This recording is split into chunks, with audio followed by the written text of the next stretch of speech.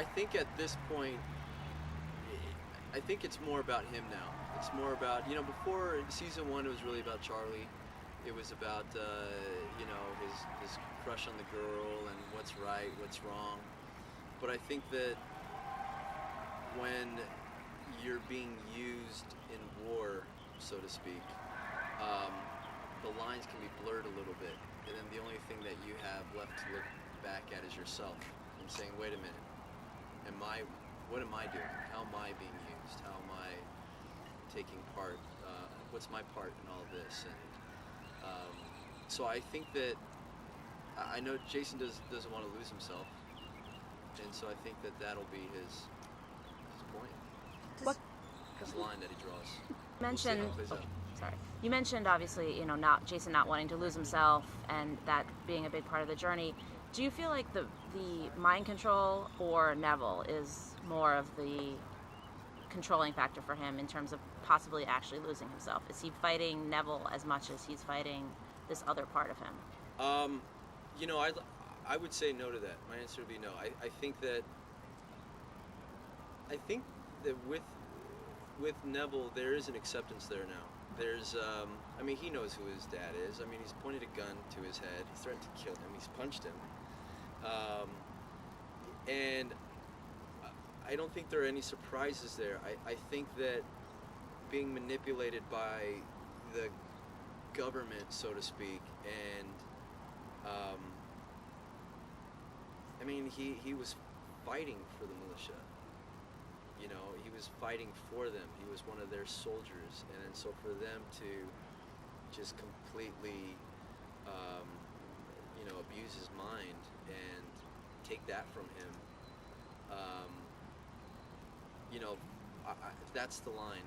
Mm-hmm. And then it's about himself and what is he doing, and I think that he'll definitely come to a point where he's gonna need help. Is he looking at the way that they're going to approach Monroe when they confront Monroe again differently because of those things? That's interesting. It's not really brought up, but if Jason saw Monroe in a heartbeat, they're lucky that he gets to have that kind of action, because he would just put him on the floor in a heartbeat. Okay. But he doesn't.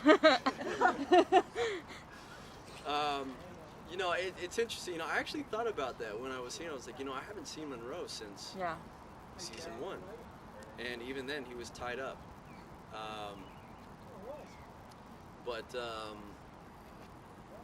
So much has changed. A lot has changed, even just in the atmosphere of season one to season two. So I think that we kind of go along with it and play with it a little bit, and whatever we don't really deal with, we just kind of use within the characters as conflict, if that makes sense. You know what? It's still there. It's there. It definitely plays its part. It's a part of him now, and which makes it interesting as well. It's a very.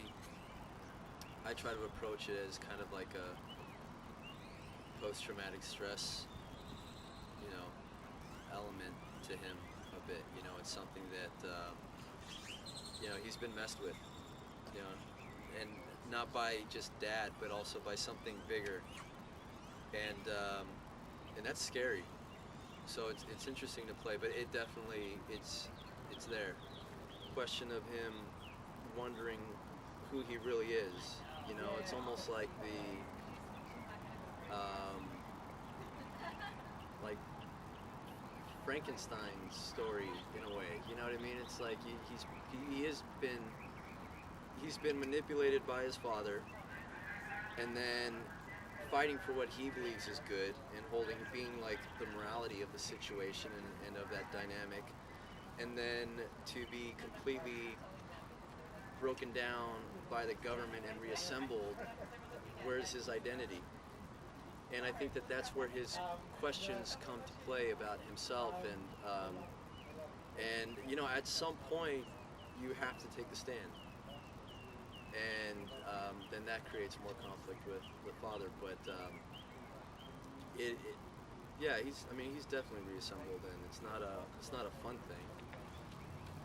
I'd rather be doing love scenes with Charlie. I don't, you know, I don't need to be so intense. But it's really good. I think it adds to the story. I don't think you really don't forget the past. It's just that we're bonded right now with a common goal, and that's to rescue Mom. I think that, you know, we're obviously not a family that really talks about it and deals with those issues, even though I think it's something that Jason would really love to move on from. But until there's a resolution there, it's just it just kind of it sticks, which makes it interesting at the same time because they can explode with each other at any minute, you know.